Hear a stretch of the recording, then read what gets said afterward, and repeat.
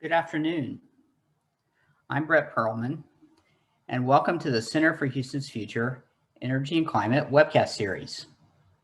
For those of you who don't know us, the Center works to convene business, government, and community stakeholders in fact-based strategic planning and collaboration on issues of great importance to the Houston region. And this year, we're running two webcast series, our Energy and Climate series and our series on leadership in the post-pandemic world. We'll feature two webcasts in July, a leadership webcast with philanthropist Ann Chow on July 20th, and an energy webcast on the risks of climate change for the electric grid with Peter Fox-Pinner from Boston University on July 27th. I'd like to thank our co-sponsors for tonight's webcast, Leadership Now and the Harvard Business School Club of Houston, who helped us develop a national audience for this program. And I'm very pleased to have two amazing speakers for tonight's webcast.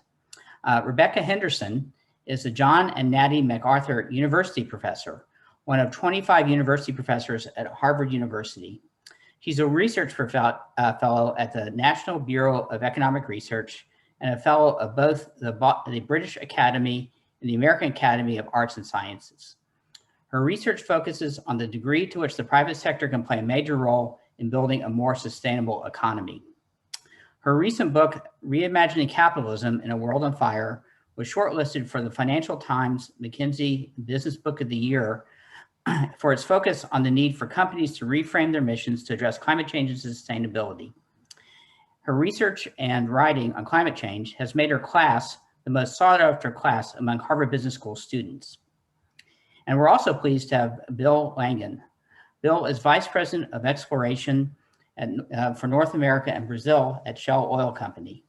He's active in the broader industry efforts through the National Offshore Industries Association, where he sits on the board of directors and is chairman of the ESG committee. He also serves on the advisory boards for the University of Texas Jackson School of Geosciences and the Rice University Professional Master's Program. Rebecca will be integrating your questions into the discussion, so please use the chat feature on your Zoom app to submit your questions and engage in the discussion today. So I'm very pleased to have Rebecca and Bill with us. Rebecca, I'd like to turn it over to you. Brett, thank you very much for your generous introduction. And my thanks to the Center for Houston's Future for putting together this event. I had the great pleasure of being on a board of a company based in Houston for a number of years. And I have firsthand knowledge of the hospitality and beauty of the city. So thank you very much. It's great to be here. I am thrilled to be in conversation with Bill Langin this afternoon. And what we've decided to do is that Bill will ask me a couple of questions, a few questions about my book, and then I'll get the chance to ask him questions about Shell and its response to the climate challenge. So hopefully between the two of us, you'll get some sense of what we both believe is the role that firms can play in actively addressing the challenge of climate change. And my understanding, Bill, I hope I'm not speaking too much for you, is that we both believe that firms can profitably and successfully profitably and successfully address this, one of the great challenges of our time. So hopefully we'll give you some sense of that. As Brett mentioned, we'd be happy to take questions. Please do chat them in, and I'll do my best to integrate them into the conversation, and we may have a little time for Q&A at the end of the conversation. So Bill, thank you very much for being here. It's really exciting to have you here. I think you have a question for me. I do, and thanks, Rebecca, and thank you to the organizing committee and the Center for Houston's Future for hosting us today. I'll start with a really obvious question, but reimagining capitalism sounds like a big bill. Tell us more about what you mean about that. Sure. As I've been talking about the book, I've been meeting with many groups of younger people. And I think the reason we need to reimagine capitalism is that oftentimes they look at me and say, reimagine capitalism? Shouldn't we get rid of it altogether? I think, the reason so many young people are so distressed at the state of capitalism more broadly, at the state of the world today, is they've come to believe it's not working for them. We're seeing the challenge of climate change loom larger and larger. We're seeing accelerating inequality and inequity right across the world. And seemingly the people with their hands on the tiller not doing very much to fix it. So there's a lot of anti-capitalist sentiment out there, and these problems are real. So I think we need to reimagine capitalism to address them. As I say to these groups, I think it's a really bad idea to throw capitalism out the window. I think we're going to need all the creativity and innovation and productivity that capitalism's been so great at generating if we're going to address these problems. So I know it sounds like a tall order, but yes, I think we do need to reimagine capitalism. Thanks, Rebecca. And can you talk about some of the key components of the evolution of the system that you're advocating for? Sure. And this is 288 pages in 3 minutes, so it's kind of condensed. Yeah. But in brief, I think in the long term, we will only solve the problems we face if we rebalance capitalism. You know, I think free markets are one of the great inventions of the human race, but I think free markets only work their magic when they're balanced by a strong, competent, democratically accountable government, and that both government and market in turn need to be balanced by a strong civil society, by free media, by an independent judiciary, by a citizenry that's really committed to the success of the society as a whole. And it's that citizenry that holds both government and markets in check. Because I think markets completely unchecked generate kind of negative outcomes, and we're seeing that. I mean, when we use fossil fuels, as you know, we cause very significant harm, not only to the health of people right now, right here, but also through contributing to climate change, to the welfare of our children and our grandchildren. And at the moment, by and large, we don't have to pay for that. And that's not right. That's not a real market. That's not how markets should work. So we need to find this balance between government, markets, and civil society. Well, how do we do that? Or what role can business play in really rebalancing? Well, the first step is business needs to step up and say, okay, we have a responsibility not just to the bottom line and our investors, although that's super important, you can't get rid of that, but also to the well-being of the society in which we have our being. And so we need purpose-based firms. We could call them socially responsible. I mean, there's all kinds of words for it, but it basically means that the firm is balancing this need to give a decent return to investors to the need to do the right thing in the world. And those kinds of firms can lead the way in showing that there's great opportunity to generate shared value, that you can address climate change and make money at the same time, and that's absolutely fundamental. Working with other firms, they can cooperate to do the things that an industry can only do together. So, you know, if everybody agrees to address climate change, it becomes a lot less costly for everyone in that industry. So we can see, you know, self-regulation and cooperation emerging, and that's fabulous. We need to see change in the capital markets, and I think that's beginning to happen. Very exciting. I mean, you're the chair of an ESG committee, but we need to be measuring the impact we're having. We need to be holding firms to account so that we know when we're making progress against some of these larger goals. And more investors are beginning to see that the issues we're talking about threaten the long-term prosperity and viability of our entire society.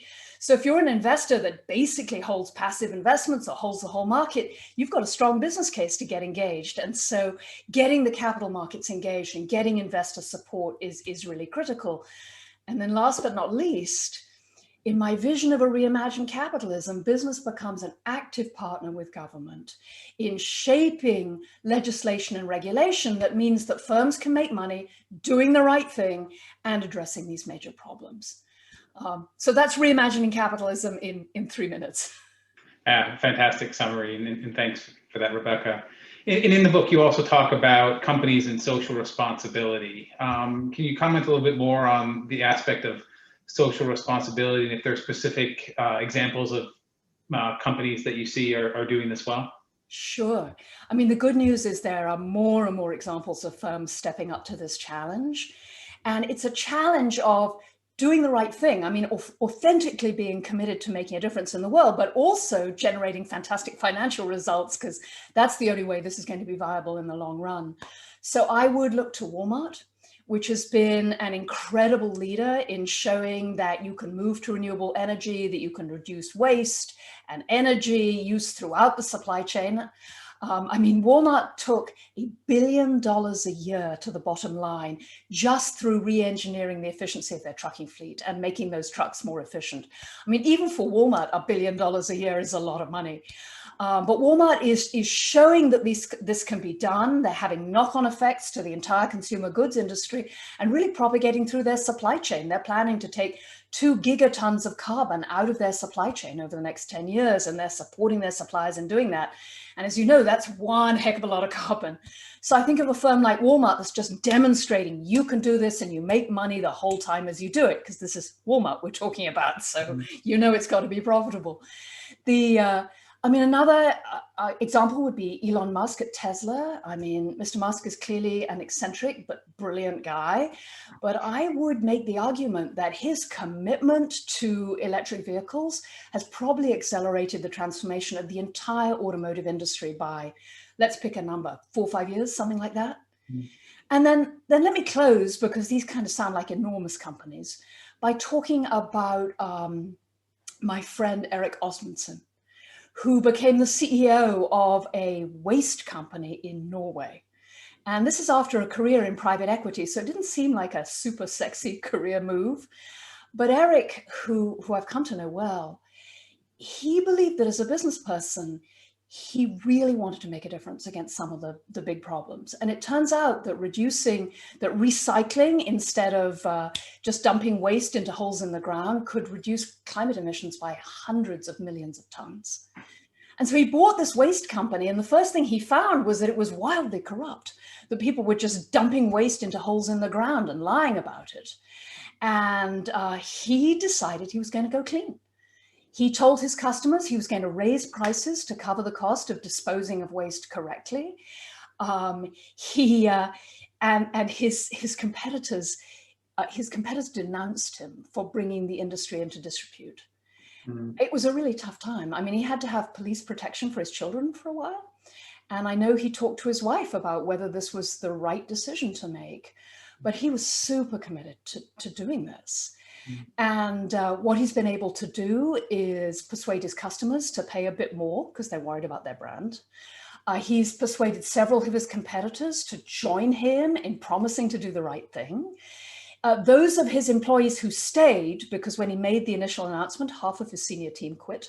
Those of his employees who stayed are motivated like you would not believe. And they came up with all kinds of legal ways to cut costs. So he is now running one of the largest waste disposal companies in Scandinavia. Now, I won't tell you he's super, super profitable. The waste business is tricky. The pandemic's been hard on the industry. Is he making money? Absolutely. He's one of the top 10 most desired employees in Norway. This is a garbage company. I mean, and it's, you know, if he were here, he'd say, look, it wasn't me, it was the team. We all did it. But that kind of motivation, that desire to transform an entire industry, because that's what he's done. He's moved it from dumping stuff into holes in the ground to high-tech recycling at scale and built great barriers to entry as he did so. So for me, that's my go-to example. You know, purpose and profit, fantastic organizational implementation, and really changing the structure of the industry as he did so. Fantastic story. And I think it's those type of broader industrial you know, sectoral transformations that I think really are the key to the future. Yeah, and they're super tough. I mean, I was the Eastman Kodak Professor of Management at MIT for 20 years. And that term was a coincidence, but it was an ironic coincidence because that's what I studied. I studied firm and industry transformation, and it's hard. You know, it's not like we wave a wand and, hey, let's go. Although sometimes I see consumers and employees would like that. They'd like to say, well, like, why are you so slow? Well, we're just trying to transform the entire automotive business. But I think what we're seeing on the ground is super encouraging. The automotive business is clearly moving towards electrics. I think what's happening in the food business is really interesting. The move towards plant-based food, the move towards healthy foods, the attempt to cut deforestation in the supply chain. You see the big food companies really coming to grips with this challenge, and I think starting to move. When you see what's happening in textiles, and I mean, it turns out that fashion is one of the most polluting industry in the planet. Depends how you measure it, but probably number 2 or number 3, because of fast fashion, and we're all buying stuff so quickly, and it uses so much water and so much energy to produce. And it's a super tough challenge, but you see the firms coming together. They clearly see they need to change. They're running pilots. They're trying to shape conditions in their supply chain. And I would have said, but you're the best judge of this. I would have said we're seeing real change in the energy industry. I mean, my understanding is that in many parts of the world, the cheapest power plant is now a renewable power plant. The dream of renewable energy cheaper than coal is actually real. And that's an amazing transformation that I think happened much faster than many people expected. So I'm super optimistic, but let me hand it over to you. Because you're living this, My son was once asked, he was 4, what is it I did for a living? And he said, my mum goes to the office and talks the big talk, which is approximately right. So, you are living this up close and personal. Many people would say that in responding to climate change, the oil and gas industry was one of the most important sectors on the planet. Can you tell us a little bit about what Shell is doing in response to climate change? And whether and how you think about Shell as a purpose-driven or socially responsible company. Yeah, thanks, Rebecca. And maybe before I jump into the how we're addressing climate change and what, let me start with our why as Shell. And for us, we want to transform the energy system because it is the right thing to do. It's the right thing for our planet. It's the right thing for our shareholders. It's the right thing for our families. It's the right thing for our children, for us to take a leadership role in the transition of the energy system. Now, that doesn't mean we'll stop producing oil and gas tomorrow. It means that we will enable this transformation over time. And we'll do our part across a wide variety of aspects in our business. Things like the example you cited with Walmart on driving energy efficiency in our own operations, seeking to minimize the energy we consume every single day in order to make sure that our efforts to produce energy are actually net contributor to that system. And if we think about the track record of the energy industry over the past 120 years, I'd say that no sector has had a bigger impact on Western society than the oil and gas industry in a positive fashion. None of us would be likely sitting where we are today. The ability to connect in this virtual digital world, largely underpinned by advances in both the energy system, petrochemical products, and all the derivatives of the materials we produce, and have done for 120 years. But it's our job to evolve as societal needs evolve and as societal standards evolve. And I think we're strongly positioned to do that. And it doesn't just mean the day-to-day focusing on our own efficiency and our own consumption. That's frankly the easy stuff that many companies around the world can do. And we choose to lead in this space because we want to be around for another 120 years and underpin the future energy system of our planet. And Shell right now produces about 3% of the world's oil and gas, but we want to lead, because we think we have the intent and the capability to deliver on that transition. So for us, it is an existential crisis in many respects, as a company and as people who fundamentally believe in the right to energy for people around the world.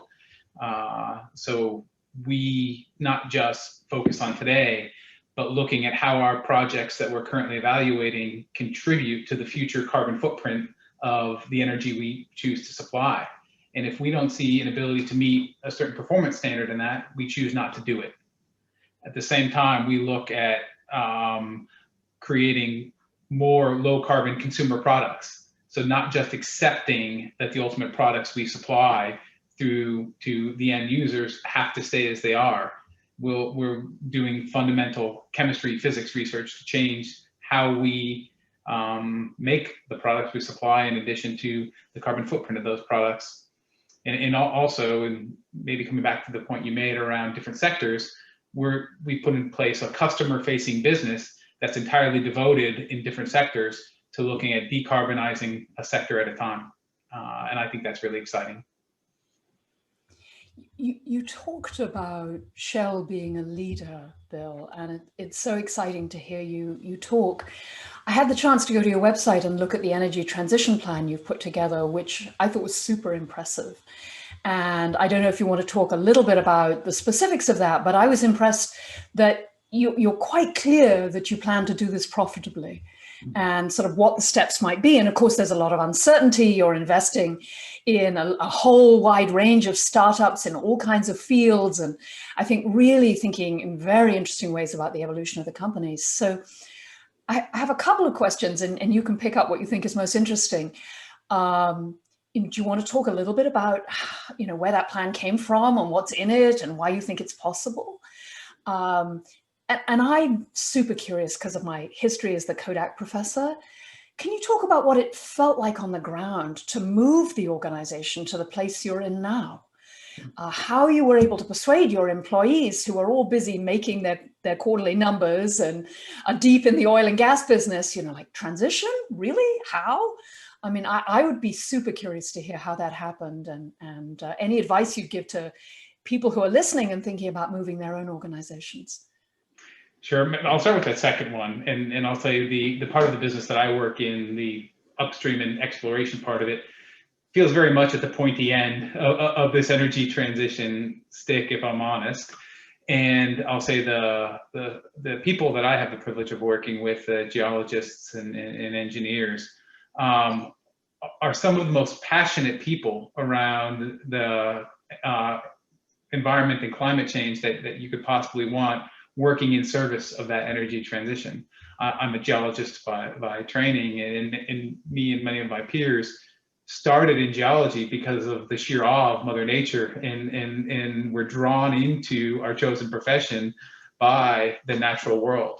And so we go to work every day in service of both providing energy, but also preserving that, that world that drew us into the field we love. And so coming to reconciliation of ultimately the energy transition with our day jobs and providing energy is certainly no easy feat. And I don't think we got it right the first few times. We tried to align even internally first. So when our CEO, Ben Van Beurden, came out with the net zero 2050 ambition, yes, we can see that. Everybody believes that that's the right thing to do. It's easy. That's the easy part of it. I'm going to talk about the how. How do we get there, and what are the targets? And for our part of the business, it first started with, okay, we're going to use the revenues from our existing oil and gas productions to fund our investment in green and in renewable energies. And if I'm honest with my staff, that is a tough premise. This is, okay, I want you to do your job really well so that we can actually have you stop doing your job.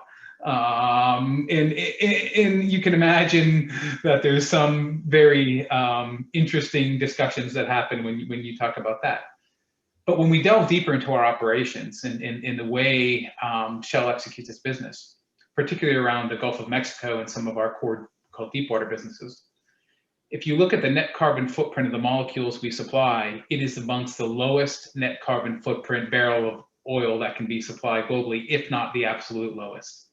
So while demand for oil and gas exists in our society, we think that those should be the barrels that are produced and ultimately supply that demand, because they are actually in service of our climate ambitions by helping us get to net zero. That's a nuance that I don't think many companies have talked about, that we think that these barrels actually help mitigate climate change compared to demand that can be supplied from elsewhere. We can measure that, from the emissions that we emit in service of our operations, and then how much we potentially might lose through our facilities, and then ultimately into the refineries that these barrels go into. And we benchmark this globally, we benchmark externally, and we're confident in saying that these are the best barrels that can be produced.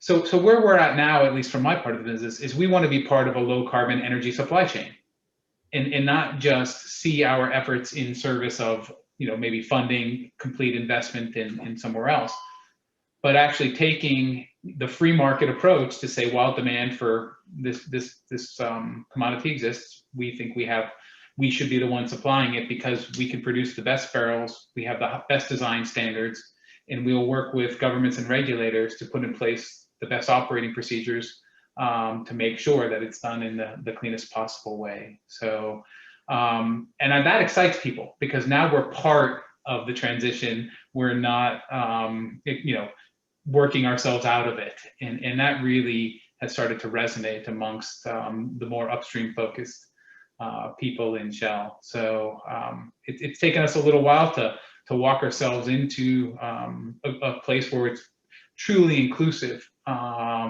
to all of the staff that we employ. I was struck that you put the transition plan to a vote by your investors. You said, you know, this is what we want to do. And yes, it has a very strong statement about lowest carbon production of oil and gas, but it also includes things like major investments in storage, in energy, you know, various forms of energy delivery and renewables. It's a very ambitious plan. Do you have any insight into why your investors, I mean, they approved the plan by, I think it was 80%.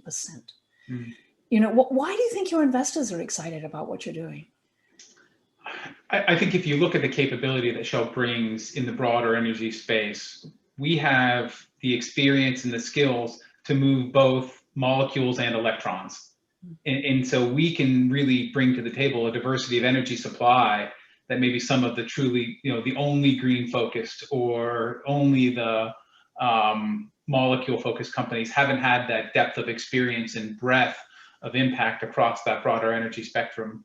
So when we look at the ability to move hydrocarbons while there's still demand, hydrogen as it begins to penetrate different markets, but also our sort of newer investments in wind and solar, we can span the spectrum of those broader energy supplies and customize that solution where it makes the most sense for the local market and try to bring the most energy to the most people at the most reasonable cost.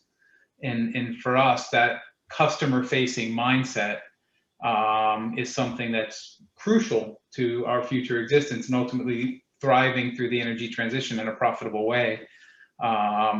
Because it can't be the energy we want to supply, it needs to be the energy that's needed by our customers.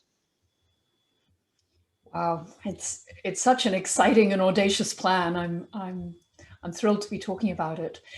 Thinking of exciting and audacious, we got a question in the chat from someone who says, well, how important or how significant is the Dutch government in Shell's plans? And in particular, you know, you recently had a ruling in a Dutch court that Shell must cut emissions even faster than it had planned, down by 45% by 2030, which is super aggressive. Now, your CEO responded in a very cheerful, can-do way, but can you give us insight into how Shell is thinking about that ruling? I mean, as a strategy professor, I'm struck by, whoa, you know, in some ways you can't move faster than the industry, or can you? You know, how important is collaboration in really moving the industry? But how is Shell thinking about this ruling? How important is it in your thinking? Obviously, we were disappointed in the ruling, and it's something we'll continue to work through as a company. But this ruling is one that really requires us to get beyond the headlines and deeply understand how we make progress.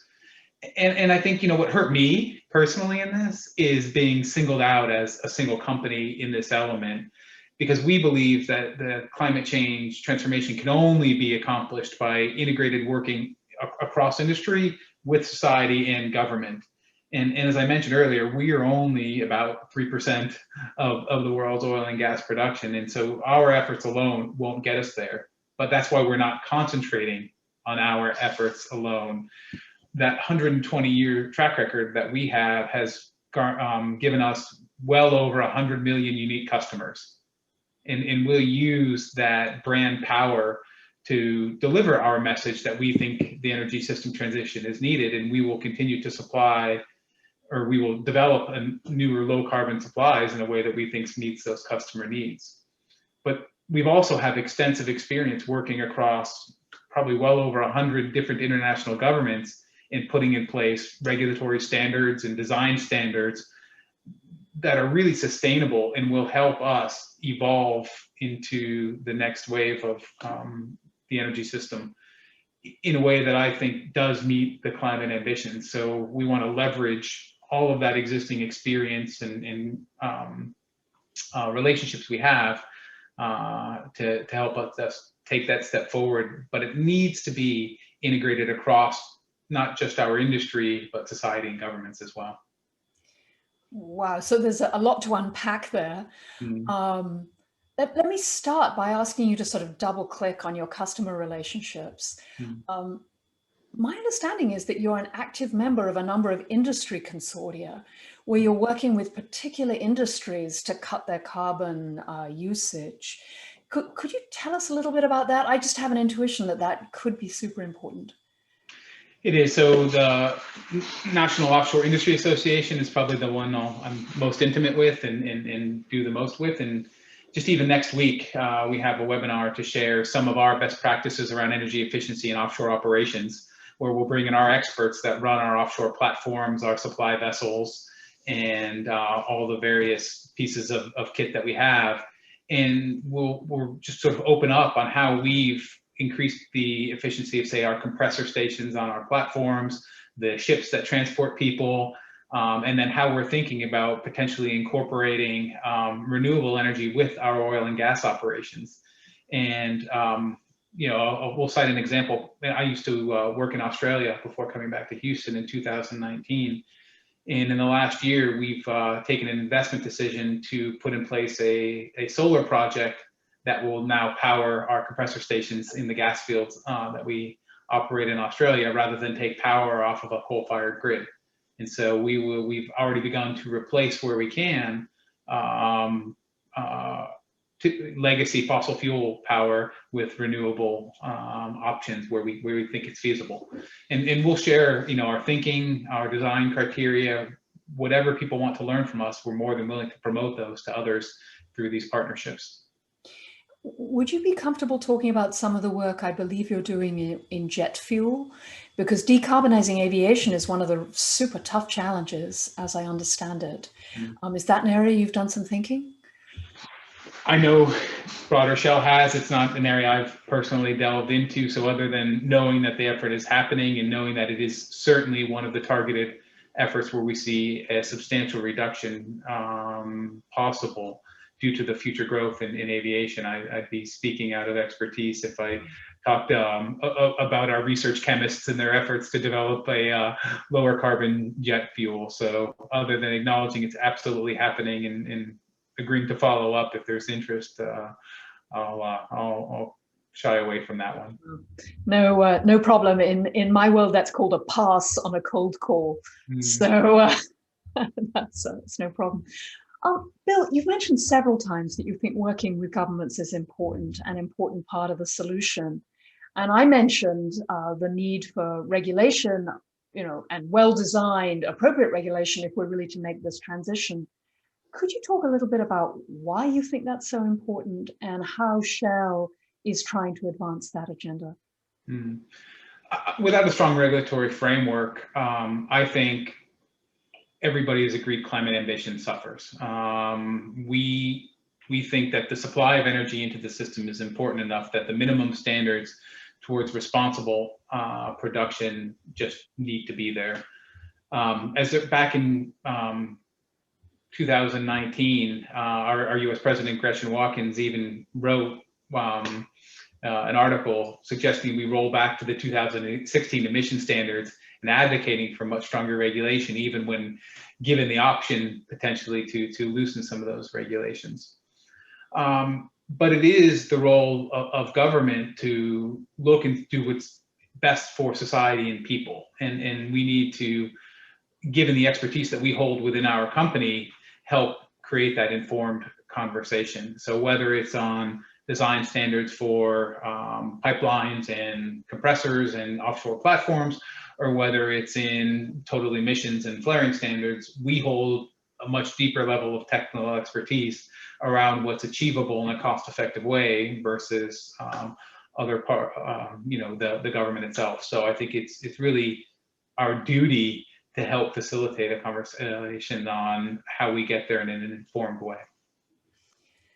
Well, this is so exciting. I mean, living in the US, one of the issues I've been concerned about is that historically, at least, the oil and gas sector has not played a leadership role in really advocating for regulation. So it's very exciting to hear that that's a priority for Shell. I have a couple of questions from the chat I'd like to introduce if you're up for them. One of them is about greenwashing.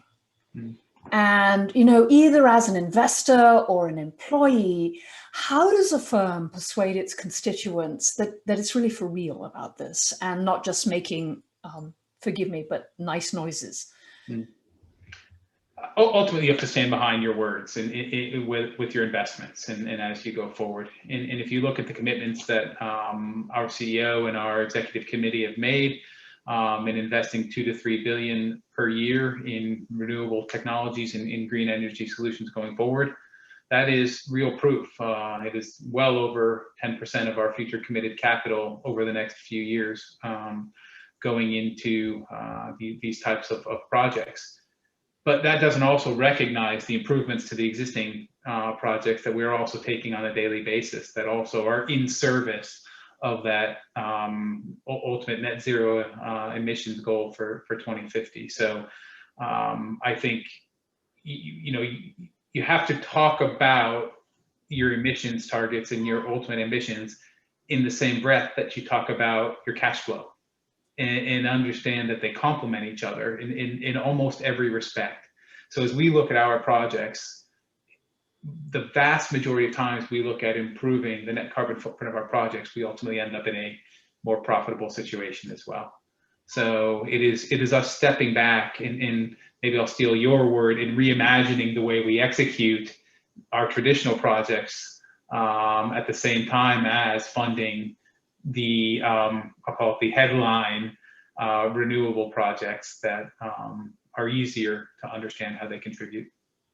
It's interesting. I mean, you're doubling down on 2 points that I think are really coming out in the academic research. The first is that, I mean, for many years, we had good evidence that being purpose-driven, that going after some of these public goods problems was not reducing returns. So that firms that were outperforming on sustainability were not underperforming financially. And as I'm sure you know, the more recent data coming in over the last couple of years is that firms who are performing well on ESG metrics are also overperforming financially. That's very preliminary data. It's overweighted by the big tech firms who've been doing very well. But certainly at the micro level, I think we're seeing this connection. My colleague George Seraphim has a really fascinating paper where he uses data from 4 million employee surveys to measure purpose. That is, do employees on the ground really think their company has an authentic mission? Are they committed to it? And what they, to look at that relationship between that measure and financial returns. And what they find, and I wonder if you'll find this surprising, is in general, they're not really linked. Simply being purpose-driven doesn't give you better financial outcomes. But if you're purpose-driven and the purpose is integrated into the strategy and that's communicated to the employees, then you see outperformance.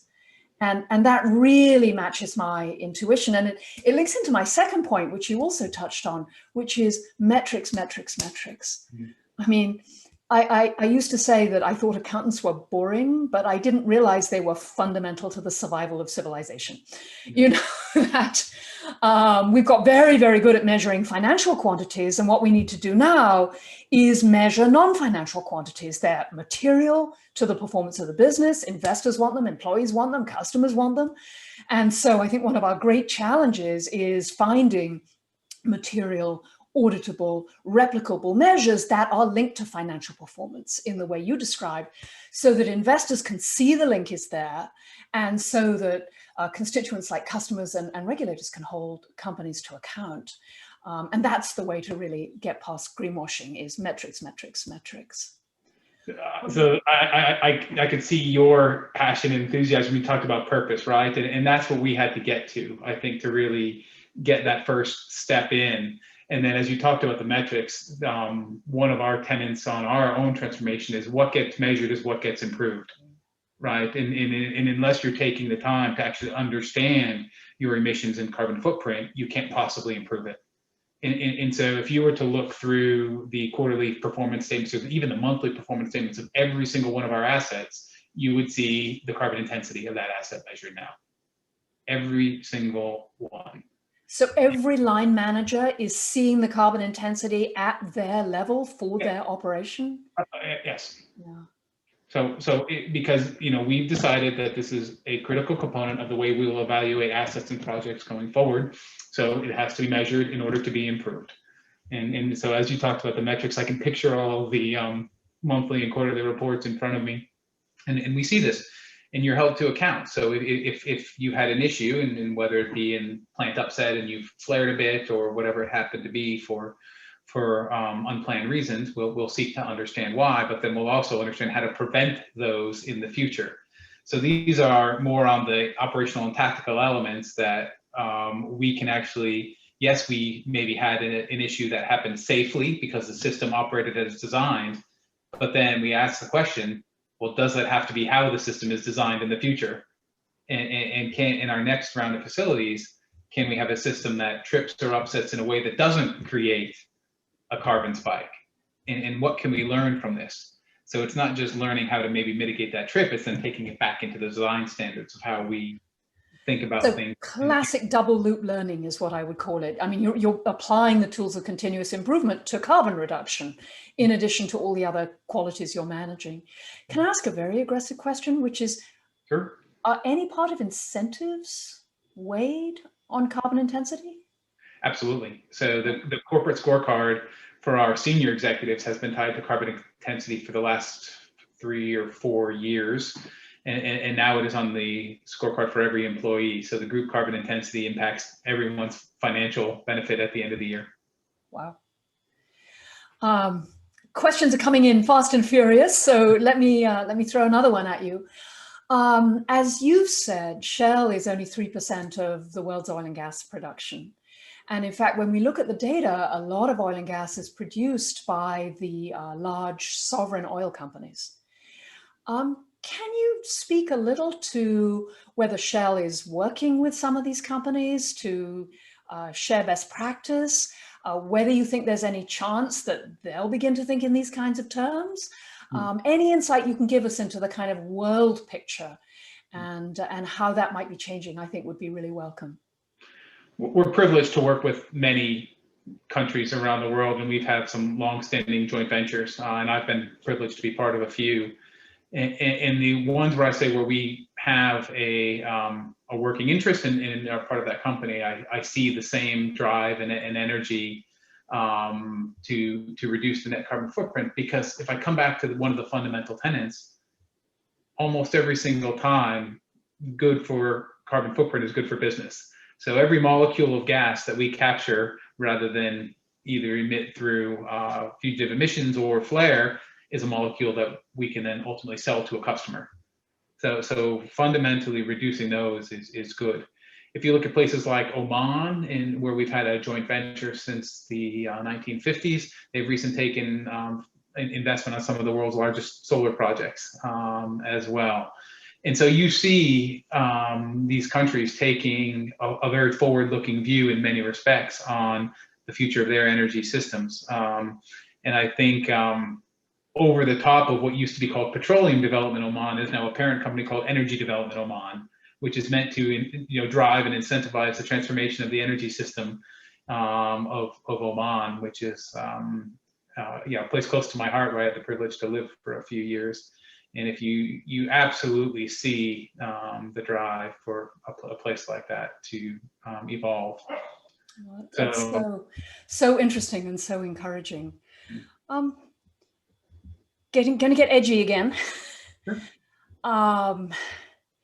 One reading of the recent International Energy Agency report is that the only way we're going to meet our 2-degree science-based target, which is really 1.5, is what the scientists are telling us now, is to halt new fossil fuel development and really switch.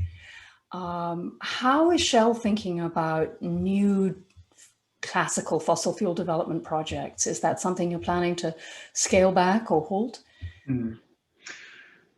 So I think that was one of the scenarios that was put out by the IEA, and if you look at the contributing factors, one possibility, if other things don't exist, is the halting of new fossil fuel projects. There's maybe two elements I'd bring in, and the first is, even in the part of the business I sit in, which is the front end exploration, before we even take a license or drill the very first well in an area, we will model what we think the carbon intensity of that project would likely be in the case that we are successful. And again, if it doesn't meet a certain performance criteria, it's something we would likely choose not to do, because our view of net zero is there will be projects that do have carbon emissions going forward, but those need to be offset through some other mechanism, CCUS, nature-based solutions, or something like that. We don't see absolute zero as achievable within the current energy system evolution by 2050.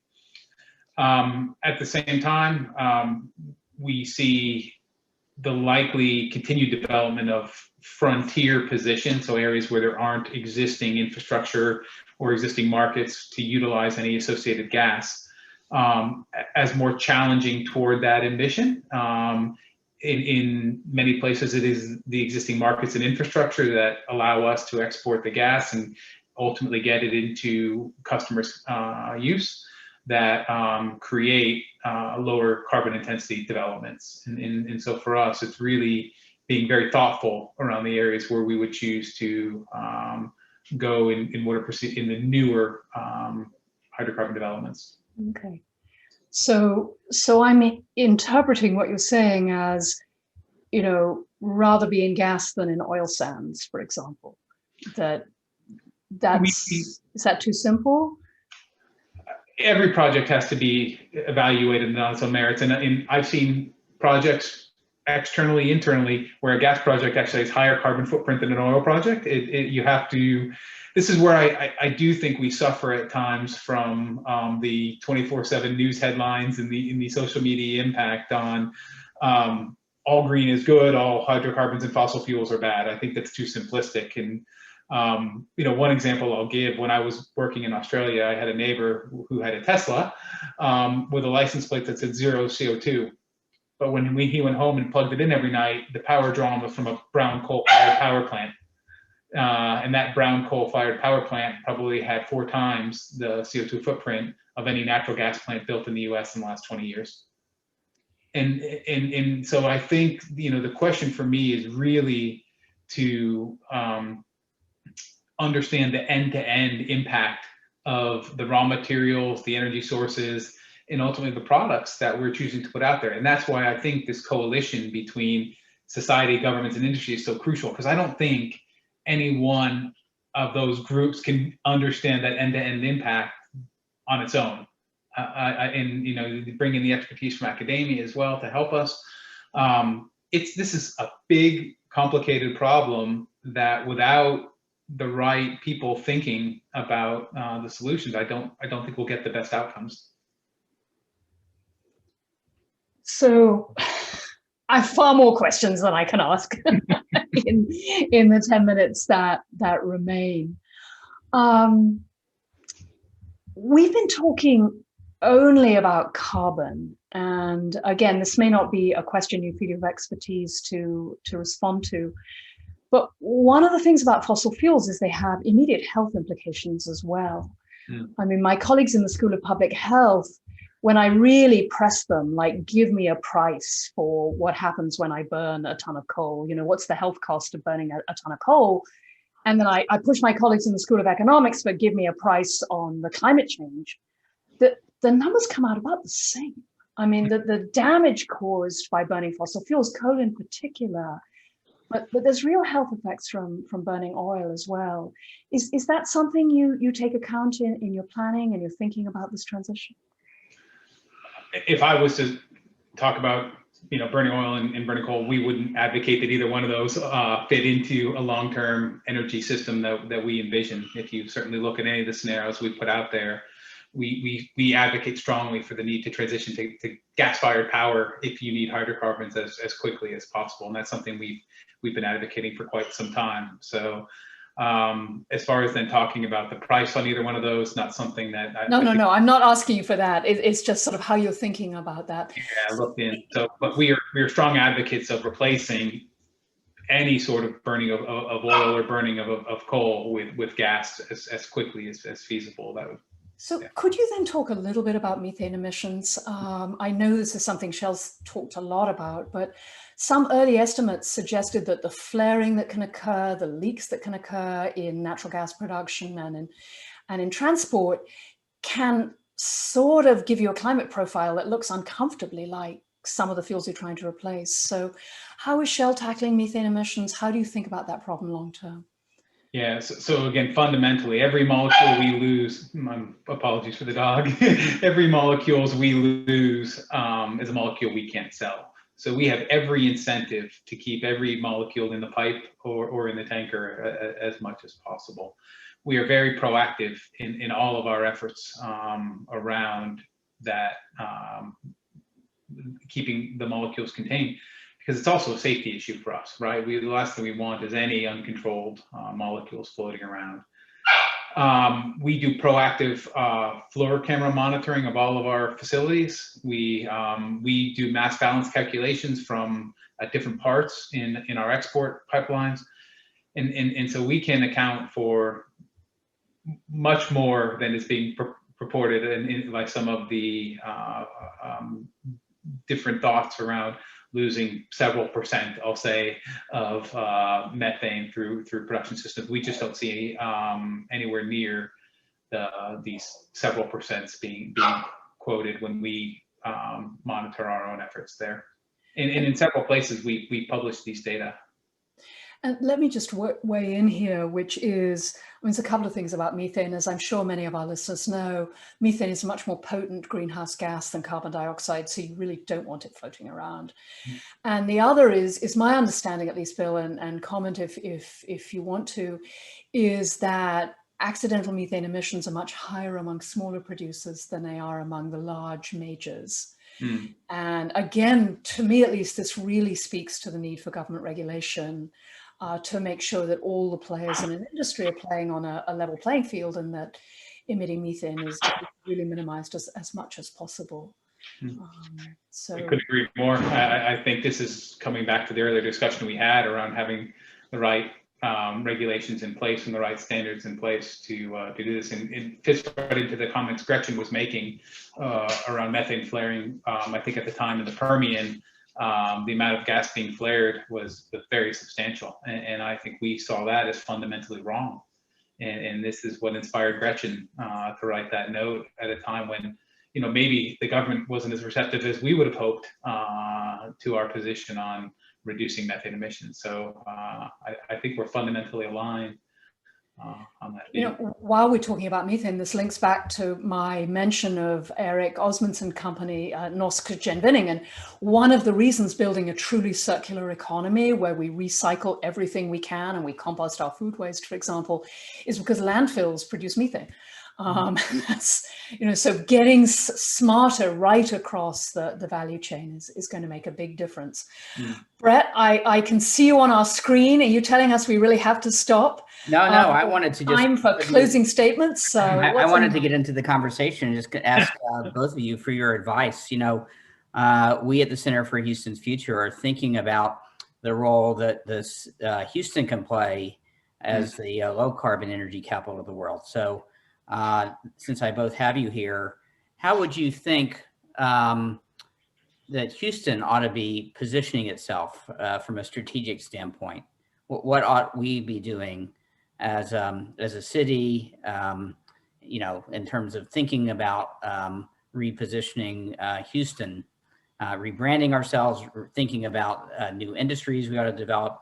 Rebecca, you're a professor of strategy. What would you recommend to us in Houston? And Bill, for you, you're one of our largest employers. What would you think that we ought to be doing in Houston? So I just wanted to throw that question into the mix. Bill, you want to go first? Sure. I think, it's great to bring Houston specific into the conversation. Has really been, the oil and gas, and now I would say the energy capital of the world, because if you still think about the energy consumed globally and the lion's share that comes from fossil fuels, you could ultimately say that Houston is still the energy capital of the world. And then if you look at recent wind development in Texas and our diversification of our own energy supply, I think too often we've seen each other as a bit of competition here, not as future partners in a world with a lower carbon energy supply system. So I think if you couple the sort of can-do attitude that you've seen from the oil and gas industry, where we've gone from largely onshore to the shelf to the deep water to now remote controlled subsea systems, and take that same mentality of pioneering the new energy system and what that looks like, you've got a phenomenal capability base to build from, and an ingenuity that's probably unlike many other places in the world, and where the only challenge is probably within ourselves to get there and truly embrace it. We've got the technical underpinnings in engineering and in IT in the community, so I'm not worried. It's really just aligning around the intent on this is what we need to do, and as considering myself a Houstonian, long-term Houstonian now, I'm more than happy to help drive that through the people we employ, the efforts we'll take as Shell, and really stand behind our intent here, which is to underpin that transition of the energy system. Rebecca, you get the last word. What advice do you have for us in Houston? Well, I would second what Bill said. I studied industries in transition for more than 20 years. And one of the things I learned is that you need to move. That I always say it's complete coincidence that the year Kodak went bankrupt is the year I moved to Harvard, but Kodak went bankrupt. And I think the oil and gas industry is facing an enormous disruption, super tough, very hard, but there's so much ingenuity in Houston, as Bill says. And I know from my own research that the kind of passion and commitment that's unleashed when you really commit to moving through these transitions is really very significant. So I think Houston has an opportunity to show the world what taking a leadership role in energy transition might look like. Two more points, which I think are key. I think if Houston were to really come out publicly and say, climate change is real, we really need to address it, the world is going to change. I mean, that might seem like a small thing, but it's a big deal. The recent Edelman Trust research suggests that the single institution most people trust the most is the firm they work for. And there's something really countercultural about Houston coming out and saying, it's coming, it's climate change, it's real. I think it would have a very significant effect on the culture and political climate in the US, where still many people are not sure that it's happening and not sure that it's human caused and think it might be too expensive to deal with. So I think that would make a big difference. And last but not least, and this is Bill's drum and it's my drum too, working with government, really trying to support the kind of regulation that will accelerate this transition and make sure all firms are on a level playing field as they grapple with the challenge of climate change. I mean, I think if Houston could do that, all those three things, not to put too much weight on your shoulder, Fred, but it would make a huge difference in the national and in the international conversation. Well, Rebecca and Bill, thank you so much for your comments. Rebecca, you've given us an amazing framework through your book that talks about purpose-driven companies, talks about shared value, talks about metrics. It tells us how to do this. You've given us really the framework for how we ought to be accomplishing this. And Bill, I think the comments you've made today show us how a company can take some of those things through things like classic double loop learning, which I didn't know about until today, and make this happen. So what a wonderful conversation from two amazing individuals today. And, you guys, this is just the first of of a conversation we're starting next week, really to develop Houston's strategy in this area. And so, Rebecca, those points that you made are points that we will be talking about next week. So I hope you will be seeing this in the media, that Houston is going to be the leader and embracing some of the points that you've made here tonight.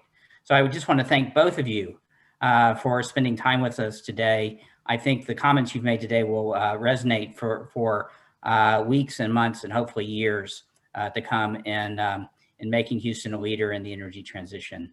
So thank you very much for being with us. And thanks to our partners at Leadership Now and the Harvard Business School Club of Houston for making this event possible. And thanks to our audience for sticking with us and being with us for what I think has been a great event. Take care, and hopefully we'll see you at our next event. Good night, guys. Good night. Thank you very much. Oh, it was a pleasure. Thank you. Thank you.